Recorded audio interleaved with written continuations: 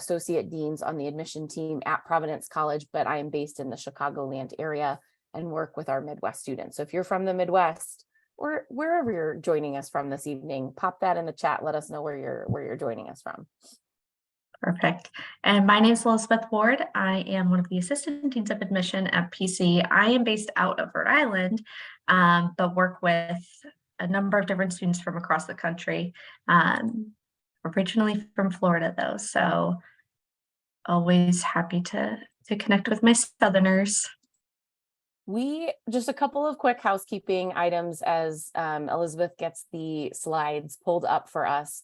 There is a Q&A function at the bottom of the screen. We are all Zoom professionals at this point, but if you are newer to Zoom or just wondering where to put your question, the Q&A works great. So make sure that if we are going along and you have something you want to know, make sure you utilize the Q&A function, and we will make sure that we get that answered while we are going. You are more than welcome to also put it in the chat, but the Q&A is easy to see. So tonight is pretty straightforward for us. What we want to do is walk you through the essay overall, and then from our perspective as two employees at PC and in the Providence College admission office, give you a sense of how we use the essay, our supplemental essays. We'll talk all about supplemental essays, but this is kind of the time, right? I'm sure you're also doing, Elizabeth, the kind of annual essay workshops and application workshops in your territories, and students are starting to brainstorm, if not really kind of buckling down and starting their drafts. And I think this is our way of helping you along if you either haven't started or have started and are feeling a little stuck, right? That's our absolutely. And it's so funny. So for all of those on the other side, the common application, which is the way to apply to Providence College, went live a week ago. And my email inbox has definitely been an uptick of, what do you think of this? What do you think of that? I'm thinking about this. And we're here to hopefully answer all of those questions and share all of our tips and tricks and things we've seen over the years. Megan and I have both been around a little bit. So happy to kind of share all of what we've learned over the years.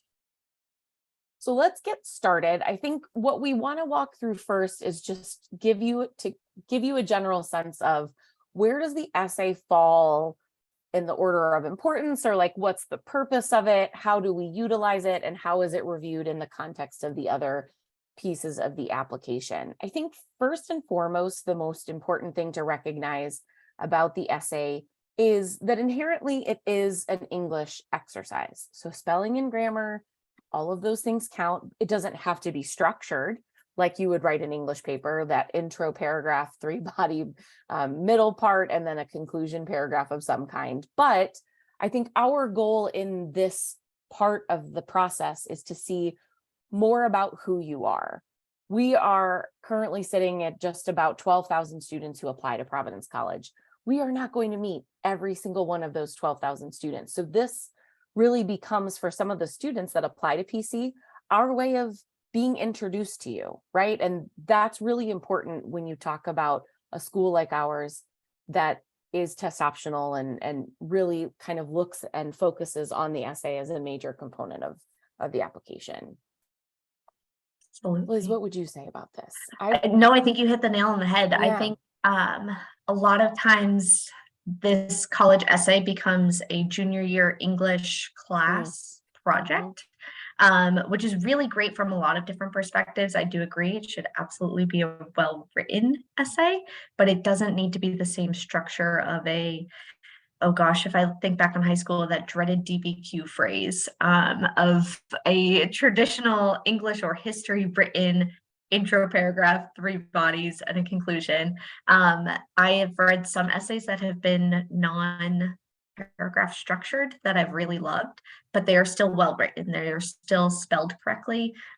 We are in the age of using our phones much more than anything else, and making sure that even if you are typing it on your phone, that spell check doesn't always catch everything, and just rereading to make sure that the content's actually what it's supposed to say.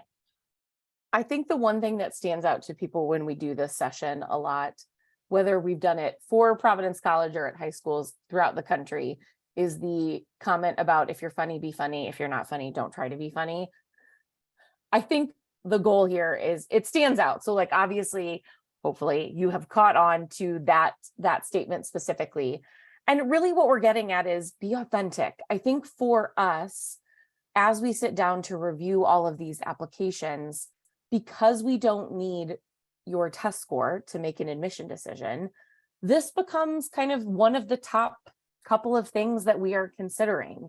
And so, yes, obviously the English part of this is helpful and important, but sharing your story, sharing more about who you are, really gives us a better understanding of all of the ways in which you have grown and kind of become the person who you are presenting to us at the time that you apply to college.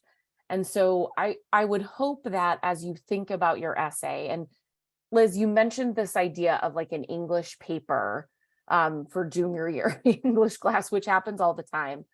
My hope is that the goal of that class, or maybe as you're starting to write this, for those of you that did not do that in junior year English class, is to think about an essay that is about 500, 550, 600 words long.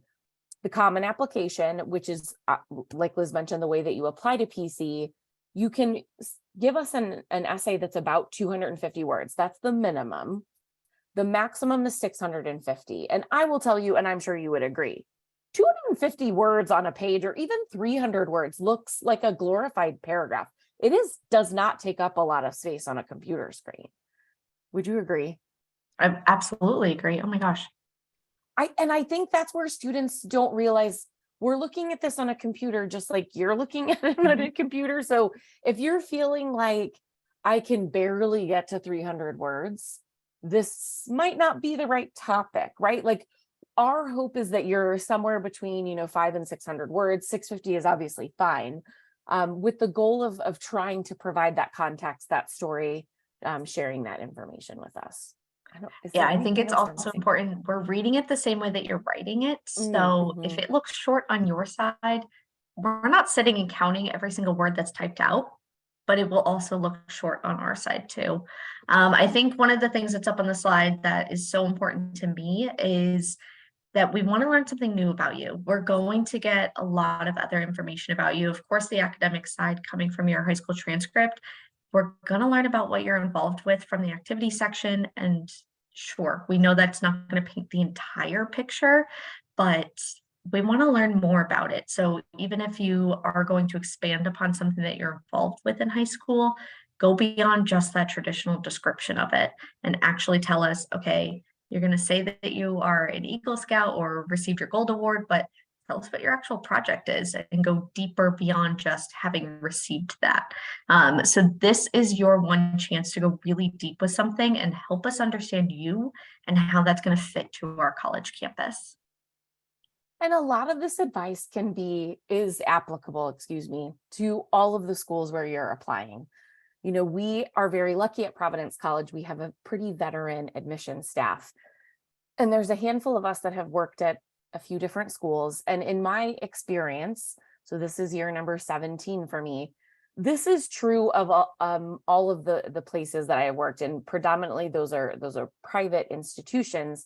Because schools want to see how you fit in the community, there really is a weight that comes with the essay in terms of the importance of it. So we hope that you'll take some time with it, but we also want to give you some more practical, like, okay, let's build this. Let's see how we can put this together. So let's talk through a little bit about the structure of it, and then we can talk about some things to keep in mind when we talk about the topic selection, if you haven't already gotten there yet. So here's the thing. We read a lot of essays when we sit down, and we call it application reading season, right? So we sit down and we are at the computer for the day, and we are reading and reviewing applications for students who have applied to Providence College. We will end up reading a large amount of essays in a day. And over the course of the fall and even into the winter, we will in total read a lot of essays. And so I think one of the things that's really helpful to understand is some of these structural things do not require like that typical English history paper structure or format. But what is helpful to think about when you build your college essay is a hook. And for a lot of the students that I work with at essay workshops, this is not the first sentence that they write. It might be like 3/4 of the way down, we're working through their essay, and all of a sudden one of us says, you know, this would be a really great introduction to your essay. So something that can hook the reader, I think, is a great way to kind of get our interest right from the get-go, us amongst all of the places that you'll apply. And I think the other thing to think about is, structurally speaking, into, through, and beyond. And we're going to show you the Common App prompts if you haven't already taken a look. But one of the things to keep in mind is that this also does not need to be like linear time. So the into is kind of that first part to the question. And I'm actually going to reference back to this when we get to the questions. The through is telling us the story of the thing that happened. And the beyond is what you learned or the lesson that you are taking from the thing. And I think it'll make more sense, this specific comment, when we get to the actual questions. But I think that leads into a really great point about the Common App questions. What's the common word in all of the questions, Liz? We do this as a pop quiz. Why? Why? And why are you choosing this story? Exactly. There's 7 questions. And so why and you, I think, are in all of them, maybe. So for us, I think so. Yeah. There you go. Or what, I guess. What or how. One of those kind of identifiers. The point of it is that why. Exactly. And well, yeah, let's go back to this. So in your experience, you know, in all of your time reading essays for PC, what do you think is one of the biggest trip ups of students when they submit their essay for their college admission process? I think the biggest trip up is writing something you think is going to impress us and needing to come up with something that impresses us. It's not going to, if it's not going to tell me about you, I think is the biggest, hopefully, takeaway from tonight. One thing that you said though, Megan, is that we read everything that gets sent to us. So we are truly reading this essay. I would like to say that's the case for every single school, and for the most part, it probably is, but we recognize the work that you're putting into sharing this one story and that why component of why this story. And we do take a lot of time to actually read that and try to see that component of it. The other big piece that you also referenced was that hook component may not come till the 3rd paragraph. So I think sometimes students get stuck all summer, all fall long of trying to write the hook first. I think it could be very helpful with that. Write the essay first and find the hook second. It may be just buried within it, and then that can become the new hook starting point. And I think that's sometimes, to go back to what I was saying, can be that trying to impress us piece. You're writing that hook first because you want to impress us right away, which is great because you do want to grab our attention. However, starting with that isn't always going to be the most successful way of writing this essay. But I think to what you were asking, Megan, answering all of the components of the question are incredibly important. There are several, and we'll show you each of the common application essays. There are several components to it. And that kind of goes back to that. You have 650 words to write this whole essay. Answer every component of it. It's incredibly important to give us that whole picture, but just keeping in mind that we're just hoping to learn about you and understand you in this entire context. I think you raise a really interesting point, this idea of like trying to impress the admission office, or, you know, this is what my parent or older sibling or some person who I trust that's helping me with the college process said this would be a good idea to write about. Because I think that's when students struggle. And if you want to, can you move to the Common App prompts? Because I just want to point this out real quick. One thing that I feel like ends up happening in these questions is you get to the point of saying, okay, I've picked this thing because I want to impress you, or somebody told me this was a good idea, instead of being authentic in what you want to share with us. And then you get to like the last part of the question and you don't really have a full way to answer this or a complete way to answer the question. And so I would challenge you all we've read essays about learning how to bake, um, first dates. Those are always funny, right? We read about family situations. We read essays about sports stuff, and we'll go back to kind of maybe some things to be mindful of when it comes to some of these topics.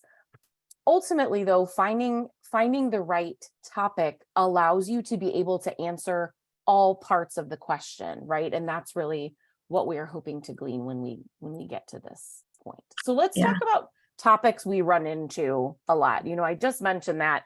What are some ones that you feel like come up too often, or maybe the way in which they are written you see a lot of and would not say no to, but caution to think about maybe more creatively?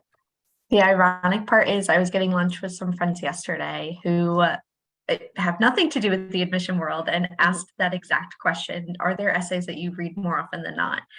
And they were almost surprised that I had an answer to it. You can see a couple of them up on the screen right now. And the further irony part of it is we had just finished discussing one of my cousins who just tore her ACL.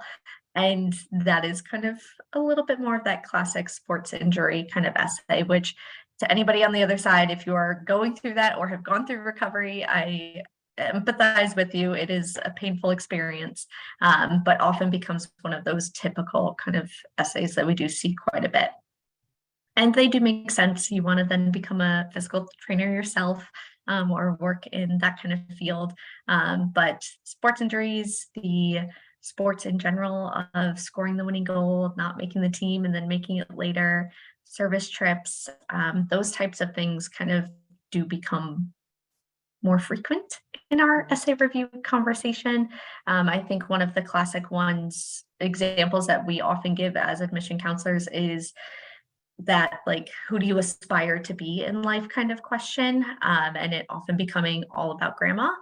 And we then all make the kind of classic joke of, okay, great, but if I only ever read about grandma, then grandma's the one I want to admit, or insert any family member or somebody in your life, that's the person I want to admit. And if I'm not learning about you, then why am I seeing you as that fit to my campus kind of thing?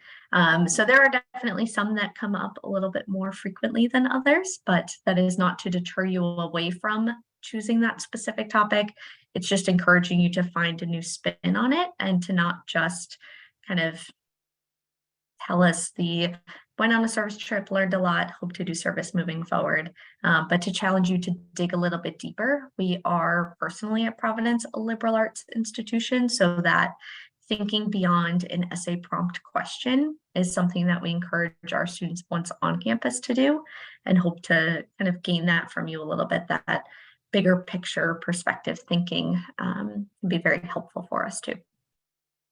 I always challenge students to think about why they want to tell us these stories. And these are great examples. This is not an exhaustive list by any means, but these are definitely some big ones that we see come up and again and again. And I think for a lot of the students that I've worked with that want to talk about these topics, or like, this is the thing I want to tell you about, it's because it was a meaningful experience, or it was a big thing that happened to them that they want to share.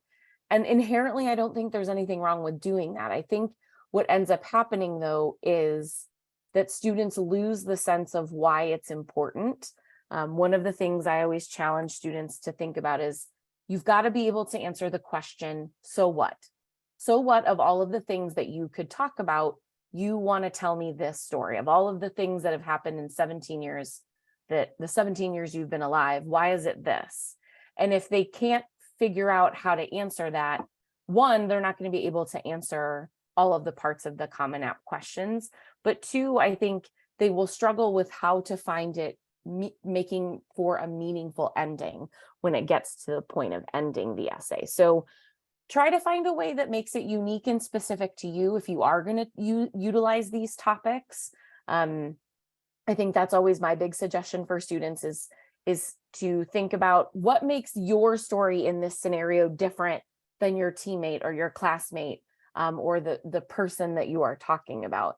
Because if you can make it very unique and specific to you, I think then that you'll be in a much better position to write an essay regarding these topics, but in a new and kind of refreshing way for us. So let's go back to the top. Oh, go. Did you have something else? Yeah, I do have one more little thing with Yeah. this. So Yep. Megan, we are doing this essay workshop virtually. Yes. We've all lived through the past 3 years. At Yep. some point, I'm sure you will hear my quarantine puppy in the background. He's no longer a puppy, but to me, he still is. What about COVID? How would you think about, potentially write about, potentially not write about? What are your thoughts on Yeah, this is a great tackling question this? because I just was at a high school last week where this exact question came up. Like, hey, we know that it's now 2023, but like, I want to tell this story about COVID. Like, do you get a lot of essays about COVID? And in the midst of kind of 2020 and even 2021, yes, that would have been on this list. And I think it actually was on this list when we first did this session for students on Zoom. Now, it doesn't really come up as often. And I will take this moment to say that there are 2 additional sections within the Common Application that you can utilize. One of them being the additional information section, which does not require anything to be in it. It is an optional section of the application. We see a lot of different things placed here. It is always factual in nature. It does not need to be creative. Explanation of a grade or like an academic scenario that you want us to be aware of. Maybe you have additional siblings that you want to share, like that kind of stuff. Maybe an explanation of an activity that you feel like needs more context than what the activity list provides. There's also a section on the application called community disruption. It'll still be there because communities are disrupted in a variety of ways. And that space, again, is an optional section that does not require anything to be in it. But that might be a way for you to share something about anything related to COVID that you feel like you want to tell us. The good and the bad is that the good, I guess, good and bad. I don't know which one this falls under, but we all went through this together. So I think really when it comes to things that you might want to share when it comes to COVID or like things that happened to you during COVID, because this is like right at the start of your high school career. What an interesting time to be, when you think about like just the social aspect of trying to meet new people, make new friends, and settle yourself. You all didn't really have that experience. And so that you might want to share something related to that. That's okay. You can certainly utilize the essay for that, but know that because it's a shared experience, I think we're expecting your situation that you share to be different than others. And so that's when I really tell students, I think that the community disruption section makes sense as a place to be able to share that information. This is also not specific to COVID. So any scenario that impacts or disrupts your community, that's what this space is used for. Perfect. What do you think? Good. Hit the nail on the head. It? No, exactly. And I think that's such a Perfect. great point too to wrap it up with. It is that community disruption. So there are so many things beyond just COVID, but I can't ignore the fact that we're doing this virtually. I love the fact that we can, and something that we all learned, but we also all did learn together, kind of thing.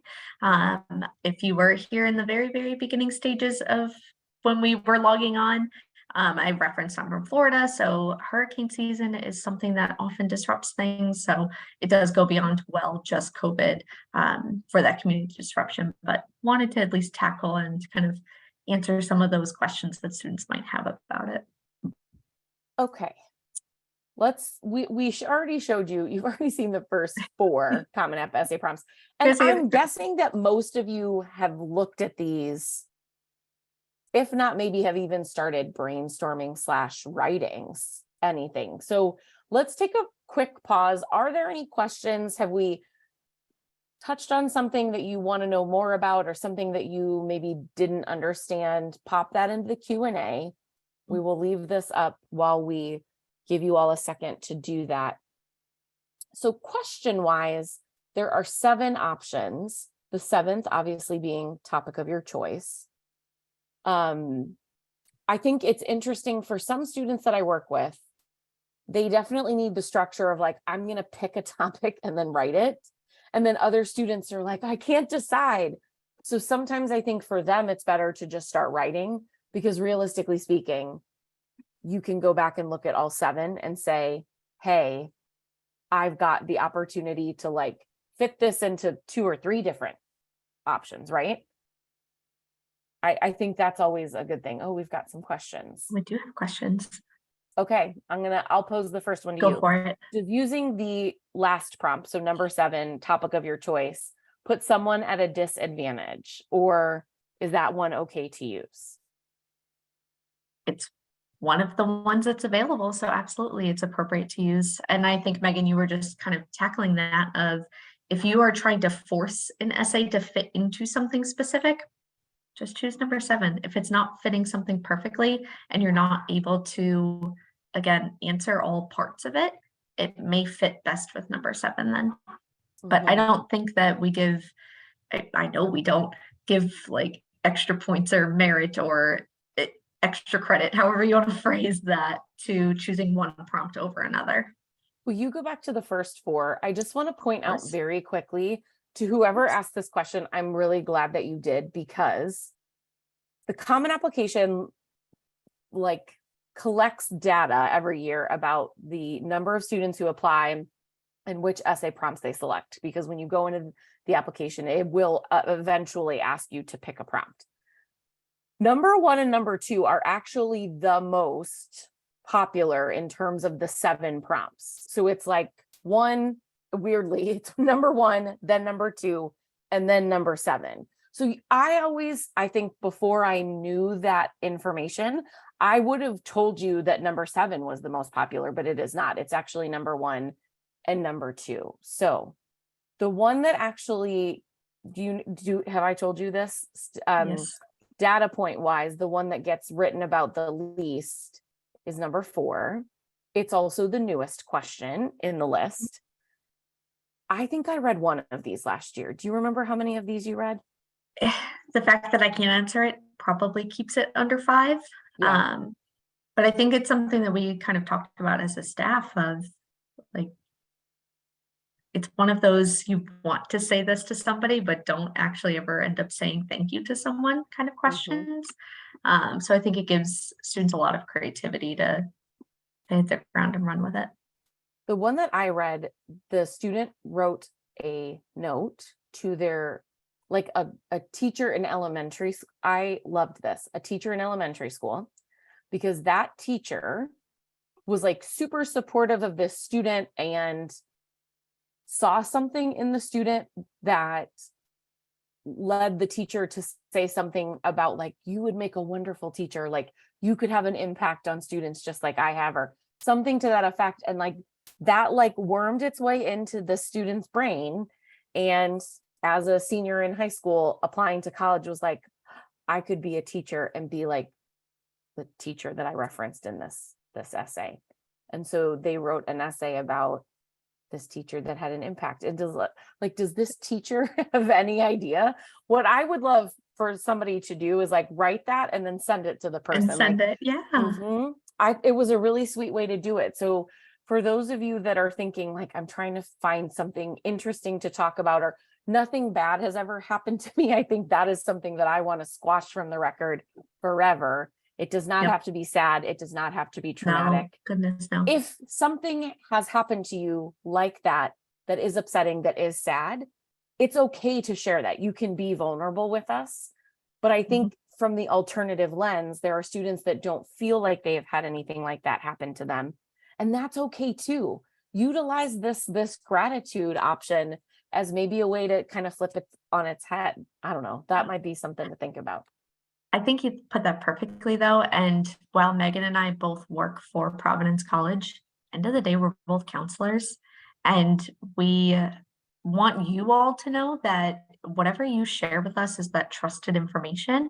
And we are here to be those counselors at the end of the day. Big preface on what I'm about to say. So I apologize if anybody is currently eating dinner, just finished eating dinner, but I think this is a great way to kind of think about certain things that Megan was just referencing of, you are more than welcome to share things with us. But one of my fellow colleagues in the field, not specifically at Providence, phrased it in a way that if you were going to write about something that is very impactful to you and has really made a difference, but that it's still a wound, it may not always be the right thing to choose. But if it's more of that scar or scab, it can be. You've had time to heal about something, you've had time to reflect on something. It is not a day of happening diary entry. Go back to what we were talking about earlier. Diary entries can be very interesting. But if it's not an actively happening kind of diary entry, that can be a very interesting essay. But something that is more reflected on and more of that kind of healed over a little bit piece, not that active wound that may be happening to you, I think is something to remember too. So another question is talking about moving or a move, one of those topics that you see a lot of. Did you ask me on purpose? I happen to have moved quite a bit growing up, and in all honesty, wrote my essay about cardboard boxes and the importance that they have had in my life. I think this kind of starts to touch upon another, by no means am I saying was my essay when I was applying perfect. But this kind of touches upon another question that we've received about special places. And I kind of worked together cardboard boxes throughout my existence of growing up and how that impacted specific places that became special to me. So personally speaking, that was incredibly important for me. I thought it was incredibly important for any admission counselor to know about me and my upbringing, that it wasn't in one specific place and that I came with a lot of understandings of different places across the country, and that was something that made up who I am as a person. So for me personally, that was important to share. If it's not necessarily important, you don't have to. But there are ways to talk about moving without it just being, and then we moved here, and then we moved here, and then we moved here.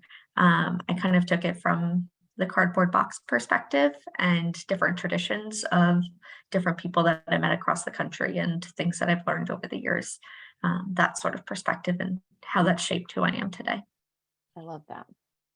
So moving, great topic. I think, and I honestly don't see it all that often, but when I do, I feel like the students that write about moving typically have some pretty great perspectives to share. So I think that would be a wonderful topic for the student that asked that question. What else is in here? Essays about special places. I would say go for it. As long as the focus isn't the place in totality. Okay, so let's go back to these questions for a second. And thank you for asking this question because it kind of gets to something that we've touched on, but I just want to make sure we reiterate the importance of it. So let's look at number 2. I think it's my favorite in terms of the way that it is structured. So number 2, the lessons we take from obstacles we encounter can be fundamental to later success. Recount a time when you faced a challenge, setback, or failure. How did it affect you? And what did you learn? That's 3 parts. That is a 3-part question. So we did the into, the through, and the beyond. Recount a time when you faced a challenge. There's our into. How did it affect you? There's our through. And what did you learn? There is our beyond. So for our student that has asked about a special place, that could be the gratitude one. It could be number 1. We're like, right, just like spitballing here. It could probably fit into, can you flip to the next one? Sure. Let's look at 5, 6, and 7. It could actually be 5, 6, or 7, 6. depending on what kind of place it is. When you think about 6, I'm going to use easy math here. So 600 words, I would say no more than 200 words should be about the explanation of this place and the background of why it's important, because you really want to get to the heart of like, okay, clearly this place means a lot to me. Let me talk about why, and let me talk about why it matters. Does that make sense? Hopefully to the person who asked the question, hopefully that gets to like what you're asking. I think it kind of helps answer another question that came through of asking about an experience as a summer counselor. Um, it's still that like setting the scene, that into telling the story of it is the through, and then the beyond is what you learned from it. So I kind of see those two things as somewhat similar in structure of why is this important to you? Tell me why, like how it's been important, and then what that's bringing to you moving forward. I think that those two things kind of answer what you've just been tackling, Megan. You brought up your essay about cardboard boxes, and someone Mhm. asked a question about like, should my essay be about like a symbolic object or like symbolism in some kind? It certainly can be. I think the Mhm. thing to remember here is that what you are saying about cardboard boxes is about your experience moving. Right. So when you love to go back and like help your high school counterpart out and say, okay, let's make sure that like this is focused on me, as I'm sure it was. I'm sure it was a perfect essay, and it was like the one Oh, that we all passed around in the office.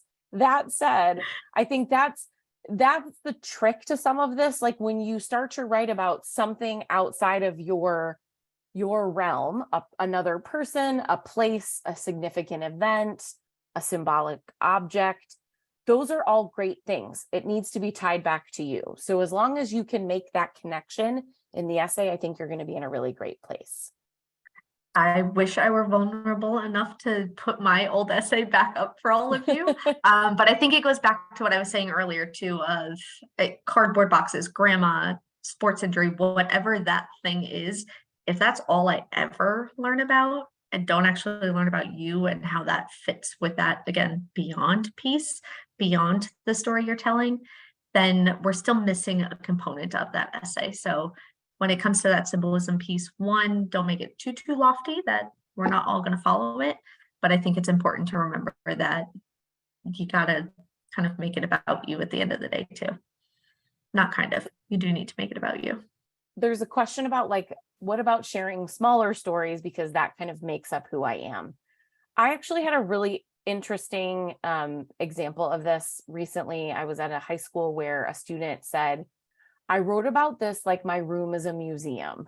I thought, I don't know how I feel about this, but it turned out to be like he really leaned into the whole you can look, but don't touch the artifacts. And like each artifact is like a thing. And then there was like a story tied to it. So I'm not saying use this example. What I am saying is this is a way to do that. That's like it's smaller snippets versus, but in a one cohesive way. So I think it's okay to think about your essay where it might be like there's a couple of things I want to share. I just hope that you can find a way to bring it all together, and so that it feels cohesive and kind of natural versus disjointed and like, oh, I'm just telling them this because I think they want to hear these things.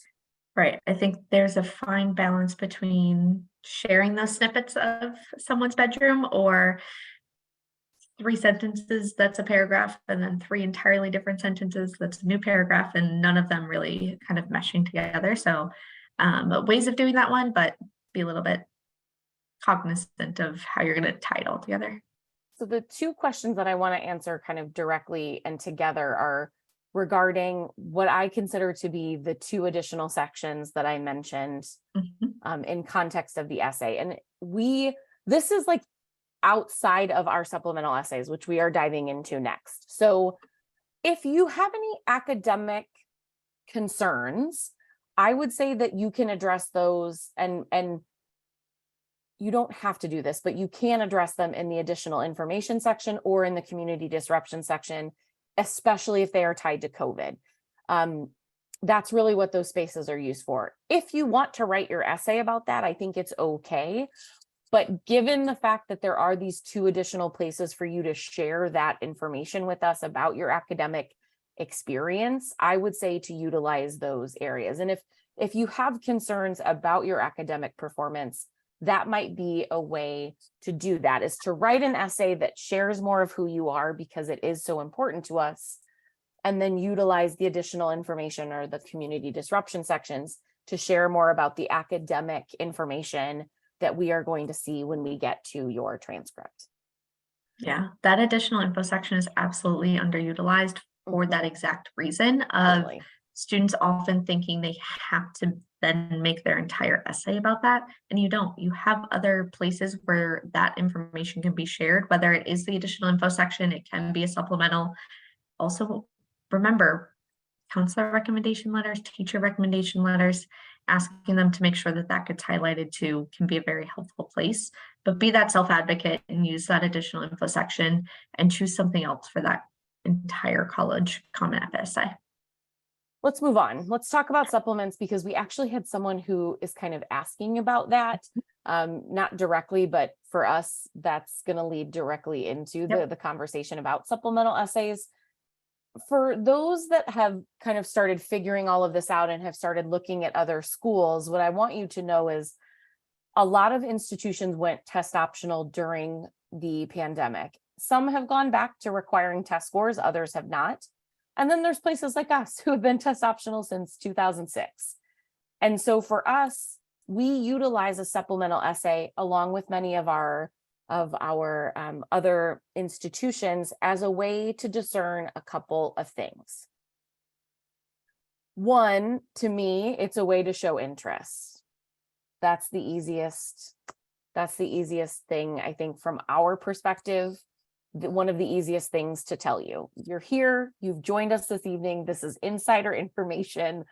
From your perspective, I think the questions that you see from the schools you apply to also help you understand what kind of school it is and what's important to them. Because you can see some examples of other schools' supplemental essays on the screen. Do you think that they're optional? What would you say to a student that asks you that, Liz? It's another writing sample that we can see. I think optional is such a tough word because Megan was just sharing how we're a test optional school, and that we truly wholeheartedly are. But then you get this optional supplemental question conversation, and how optional is that type of optional? I'm very happy that we have added something to our Providence specific page that kind of explains what that optional part means for the supplemental essay of it's an additional writing sample for us to see. It helps us gain a little bit more of that Providence specific information. And as Megan shared, it is somewhat of that way to show interest. It's you taking that extra time to complete our specific question. The Common App essay goes to most every school that you're applying to. So it's required of every other school. This one is something that's unique to us and shows that you took the time to do it. So sure, it is still optional at the end of the day. But I do think it can sometimes be that, all right, well, this student did do it and this student didn't do it sort of thing. So one more writing sample for us to learn who you are as an individual. I love that. And I always want to give the benefit to the students who show up to things like this. So our insider tip for you, submit the supplemental essays, even when they say optional, even at schools that are not ours. Yes. I know that it'll take more time and I know that it's a lot of work, but I think for the schools that you are applying for, especially for those that are looking at competitive schools and competitive admission processes, this is a good way to kind of include an additional component of who you are. So let's show our new supplemental questions, because we try to update ours every handful of years. And while we had a good run with our last grouping, we decided we wanted to change them up and think more about how we might provide fewer options, because I think it kind of trips students up sometimes about how many we offer. And so we try to update these every few years. We updated them this year. We only have 2 this year, whereas in previous years we've had more. And I think that's just easier for you all. You pick one or the other, pretty straightforward. We do not have a preference over one or the other either. I think Great that point. was one of those misconceptions of you have to choose one, not some of the, we don't have a preference, just choose one of them. Yes. So there's 2, you pick 1 or 2, and you provide 250 to 500 words. And in this scenario, it's okay if it's like 300 or 400 words. That's fine, like not a big deal. You can certainly write it to be 500 words, but in this instance, I think it's also okay if you feel like you have fully answered the question to do so in 250 words. So I know that there was a question about like Providence specific questions about kind of our background and our identity as a Catholic and Dominican institution. So these questions were really what we thought would be a great way to get students to think about kind of what we value, but also what kind of academic and student life experience you're going to have at PC. So hopefully that helped answer that.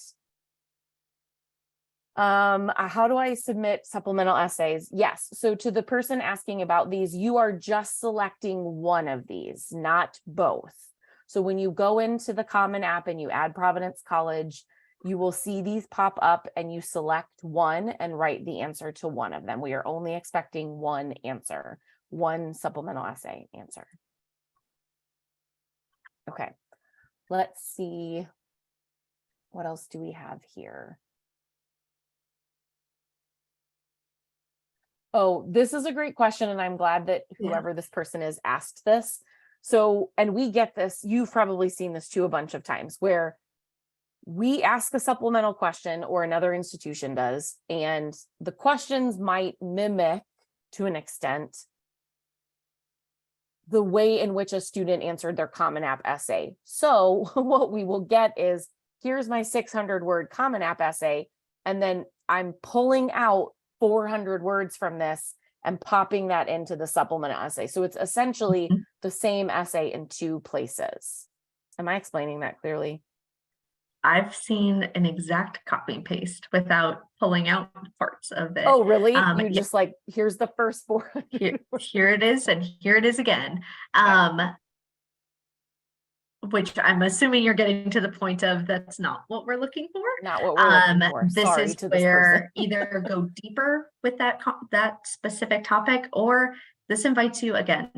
I think one thing that I want students to very much understand is we do get to meet a lot of students when we're on the road, meeting at college fairs, different things. We don't get to meet every single applicant. This is our one chance to really meet you in the application and get to know about you. Share everything within reason. Share as much as you want to share with us, but this is your opportunity to share more. I only know things about you that you choose to share with me. So go deeper or explain a new aspect of you as an individual.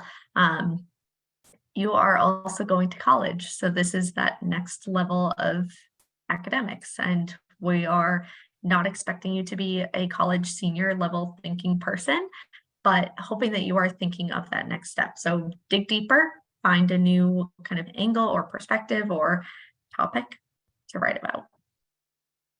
I know that this is probably not what this person who asked this question wants to hear, but I actually just met with a student last week about their essay. And I don't want to get too much into the details of the essay, but the general essay is about Schrodinger's cat. Okay, so the student wrote the Common App essay. In the making. Right. So wrote their Common App essay about this Schrodinger's cat, but it's like not exactly about that, whatever. That's what we're sticking with. But then one of the schools they were applying to, the supplemental essay, was like kind of asking a question where the answer that the student wanted to provide is essentially the answer from that. And I said, you need to come up with two different answers here. So either for this school, you give them the main essay about Schrodinger's cat, or you give them the supplemental, but you can't write about it in both instances. Like it can't be the same essay. I would hope that you have enough in you to write a little bit differently about some of these questions. I think if it's like related but not the same, that's okay. But you're trying to get at like the different facets of who you are and giving us as much context as you can when you apply. So that would be my piece of advice for when you come across questions that look and feel similar, like how to best address them. Yeah, I kind of think that goes and hopefully starts to answer a question that's also been asked about writing an essay growing up with a family member, any person within your family with special needs or special circumstances. I'm now making a projecting leap, but let's say that this individual also then wants to major in our elementary special education program because those two topics kind of fit together. There are ways to write about that family situation from the common application essay, but then that school specific one may allow you to answer that more major related kind of topic. So technically they're the same ideas, but coming at it from two different perspectives. So hopefully that also kind of helps answer So both the person questions that asked of that not question writing the same topic twice, but hopefully just throw us a like, yep, that helped or something like that, so that we know that we're getting to what you were asking. Hopefully that is helpful. Do you want to move to the tips and tricks? Because I think it gets absolutely. to one of these questions that's still up here. Absolutely. So, oh, good. Thank you for student for answering us. Talking about like athletics, like being cut from a team and working to be like better, and the internal motivation of like working through that, getting cut and then becoming better. I think it's okay. We do see that more frequently than other topics. So I think as long as you can focus on this experience and its uniqueness to you and like what you went through, that's got to be at the top of your mind. And that, again, it's getting back to what we said at the beginning, being authentic and hearing about you in your own voice. Family members and well-meaning adults in your life are going to have lots of opinions and suggestions about all of this. Not that you haven't heard them already, but you will continue to do so. And our hope is that you can find a way to share that authenticity, be vulnerable, be funny, be who you are. You know, I have a friend who read an essay last year at another school who she has never seen Star Wars before. And the student wrote an entire essay about Star Wars. And she was like, here's the thing. Am I going to watch it? Probably not. But did I like love how excited the student was about Star Wars? Yes.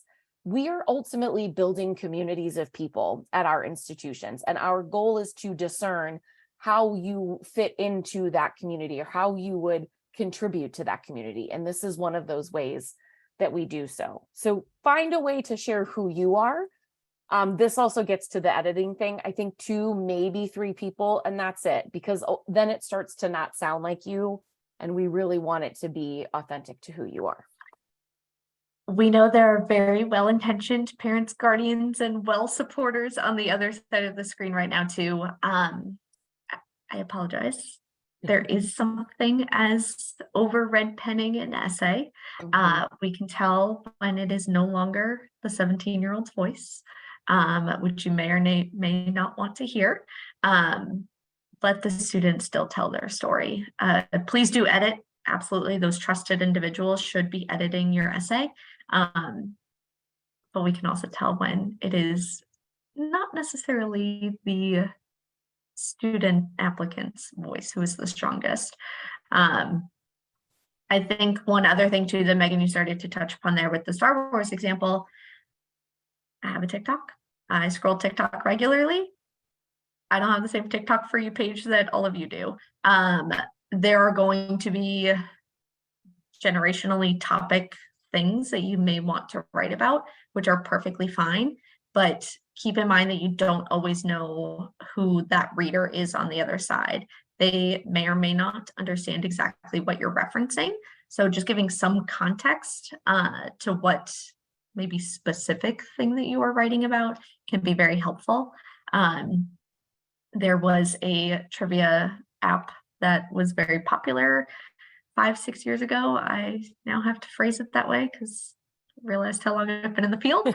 And a student wrote all about that. And I was talking about it with a colleague in the office who didn't know what app I was talking about. And I was trying to explain that, oh, it's kind of like Jeopardy, but on your phone. And just knowing that that could have been lost in context of what the point of that essay was. Just knowing that you don't always know who's on the other side of the screen. In our office, we're pretty transparent about that, but it's not always exactly me reading every single application for my territory. So just keeping in mind that I may not always know what you're talking about or things that are location specific. I personally work with students from Long Island and love the work that a lot of you do with Camp Anchor. but my first year in the field took me quite a bit of time to figure out what Camp Anchor actually was. So just explaining those maybe location specific things can be very helpful too.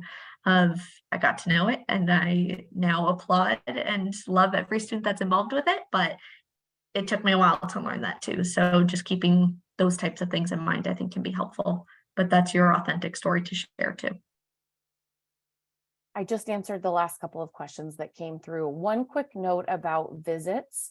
As we enter our very busy season, our staff will start to visit high schools across the country, and also attend college fairs, typically in the evening, sometimes during the day, and maybe on the weekend in your areas as well. So keep a lookout for your Providence College reps. If you have questions, you can always come back to us and ask those things. Our contact information is on the very first slide. Is there anything else after this slide though? Just questions. Yeah, okay. So here's our contact information really quickly so that you have it. So feel free to reach out to us. I know there was one student that was concerned if PC came to their school or not. So you can reach out to us and we're happy to begin that conversation, get you connected to your admission counselor. At this point, we want to make sure that we have some time for questions. So you all have been doing a great job of asking those as we go through everything that's on our slides. At Providence College, someone is asking about what's called demonstrated interest. And for those that might not be familiar with the term, essentially it means schools will track how often you are interacting with them. So did you come visit? Did you come see me when I came to your high school? Have you emailed me? I'm trying to think of what else. Webinar? Did you attend this webinar? We don't track it in the traditional sense. It is part of your file, I guess, if that makes sense. Most schools do keep records of those things so that we know kind of how much you've been engaging with us. Schools will tell you specifically if they track demonstrated interest, but I think it doesn't hurt, especially at a school like ours, to let us know that you are interested. Because for us, again, we want to build a community of people who want to be at PC and are excited about coming to PC. So you can certainly reach out to your admission counselor and start building that relationship just to say, hey, I am really interested. I had a great tour. I'd be interested in chatting with you when you come to my high school. That is certainly accepted, and we hope you'll reach out to us, because that's part of like the best part of our job is getting to build relationships with you all and talk to you all about going through the college process. So, which is also that PC perspective. The campus itself is so relationship built that we love to do that from the get-go. I will kind of put one word of caution out there about the email perspective of just being intentional with any emails that you send along. I love all of you on the other side of the screen, but don't just email just to say hi. Email to have some sort of intentional contact with that, of asking an actual question, or are you coming to visit my area, or can you connect me with this right person, or that sort of thing. There's a fine balance of emailing just to say hi and emailing with a purpose. So just something to keep in mind. But that's such a great point. And I think that's where it comes back to like building a relationship instead of just being like, hi, here's an email to all of these places. Like, I think it helps us understand more about who you are too. But that's also going to speak for itself if you've come to do a visit, or you meet with one of us, or you came to this session tonight. So which kind of filters into the question about our interviews recommended. They are non-evaluative at Providence, so they do not factor into the admission process. If you are coming, please know the expectation of it is a conversation with a member of our office, whether it's a counselor, our graduate assistant, or one of our senior admission fellows. It is much more of, again, that kind of relationship building. We're answering your questions, you are asking us questions, or that give and take of question asking, but it's also your chance to interview us. I will say that our fall visit calendar will be up by the end of the week, and do encourage you, if you're coming for an interview, come for something else as well. They are 20-minute conversations because they are that non-evaluative part of the process. I more encourage you to consider something called a day in Friartown, which allows you to come shadow one of our current students. You could do an interview during that day visit or an information session, campus tour, those types of things, but come with something else for your purpose of coming to campus. So there's a question about like writing about a specific major. I certainly think that you can write about your interest in a major. There's nothing wrong with doing that. But again, thinking about how that is like unique to your experience, unique to you, specific to you, that's what I would encourage you to think about. If there's a way to be able to write that and connect it back to your passion and interests, go for it. Okay. And there's a question about readers for essays. I'm not going to volunteer, Liz, but I'm Megan, just for everybody who's still on this Zoom. If you want to email me because you have a question about your essay or you have a draft that you want someone to put eyes on, I'm happy to do that for you. I am too, don't worry. Absolutely, send it along. Okay.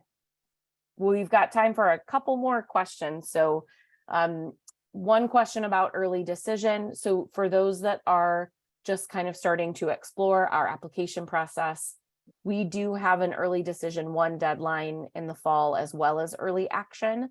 They fall on the same date, November 1st. For those of you considering early decision, know that it's a big deal, and we treat it as a big deal at PC.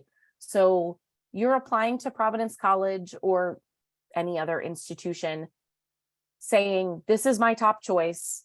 And if I get in, this is where I'm going, and I'm withdrawing my application to all other places. You as the student sign something along with your parent or guardian and your counselor at school that verifies and confirms all of the things that I just said. So yeah, it definitely plays a part in the process because it is a much higher level of commitment. You also do not have any scholarship or financial aid decisions before doing so. So keep that in mind as well. I don't know if there's anything You are still eligible for both of those, but you're not going to have that information before you enroll and lock into Providence. I think one thing too, and this kind of answers another question that's out there too, of the difference of early decision 1 and early decision 2. Providence is not a school where we take the majority of our enrolled students through early decision. It's only about 1/3 of the incoming student body. So it is by no means the be all end all only way to get in to then enroll at Providence. Those students were working with such a smaller population. Megan referenced the upwards of 12,000 plus applicants that apply to PC. Only about 450 are coming between ED1 and ED2. So it's just a smaller population that we're working with. That being said, there is no difference between ED1 and ED2, simply when you are submitting your application and when you're hearing back from us. So ED1 has that November 1st deadline, students here around December 1st, and then ED2 is January 15th, and students here, give or take, February 15th or so. Or if you apply early action, you're applying November 1st, you'll hear right before the start of the new year. And then how will the December release of the revised FAFSA? So for those that are maybe haven't been following this as closely, the free application for federal student aid, the FAFSA, is being revised by the Department of Education, hopefully to make it a little easier, streamline it a little bit better, but it won't be available until this winter to fill out. Now, we at PC use both the FAFSA and the CSS profile for financial aid consideration. So we will be utilizing that, and you'll be getting more communication from us about this exact topic. But we will still plan for you all to submit the CSS profile because that is not changing ahead of getting the FAFSA in when it becomes ready and available. And the good thing is, I guess, the good thing I suppose about all of this is that every institution is dealing with this. And so don't worry about like missing deadlines, or maybe if you've seen deadlines posted in certain places, a lot of that is based on a typical year, and this isn't going to be a typical year with financial aid. So we're all going to work through it the best we can, and obviously stay in touch with us should you have questions or you need something, we are happy to help. But that hopefully helps for now. I think we're good. I think so too. We've gotten through all the So questions. it will not be, oh, sorry. What'd you No, say? I said, thanks for sticking with us. Yeah, absolutely. We know that these webinars and attention spans kind of wane after a little bit. It will not be Megan and myself. However, we do have another webinar coming up on September 6th. So as you, again, continue to move forward with all of your common applications and kind of filling through the different pieces of that, we have another webinar called 5 Ways to Make Your Application Stand Out. You will hear from 2 other colleagues in our office, kind of their tips and tricks of ways to stand out. They'll include parts of the common application essay, but also tackle all of the other components that are less writing specific, less essay specific, I should say. So there are ways to stay connected from the virtual component. We do have virtual information sessions to the student who is asking about the Zoom recording. That will be sent out and to all of you and available on our YouTube channel. More webinars to come, but also more of those in-person opportunities. Again, our fall visit calendar will be up and ready for registrations later this week.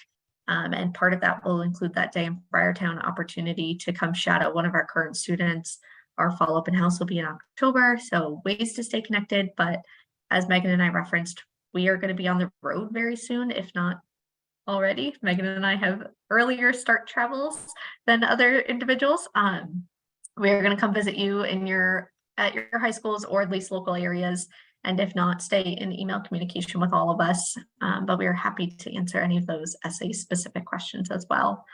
I did not reference earlier, I personally work most closely with students from Nassau County on Long Island, DC, Maryland, and Virginia, and a good majority of the state of Florida. So if your high school falls in those areas, I'm your person, but happy to be the person for everyone on this webinar tonight too. Awesome. Thanks everybody for joining us. Have a wonderful evening, and we will hopefully see you on campus soon. Thanks for all of your wonderful questions. We had a great time engaging with everybody tonight. So thank you so much, and we will see you soon. Have a good night, everyone. Bye, everybody.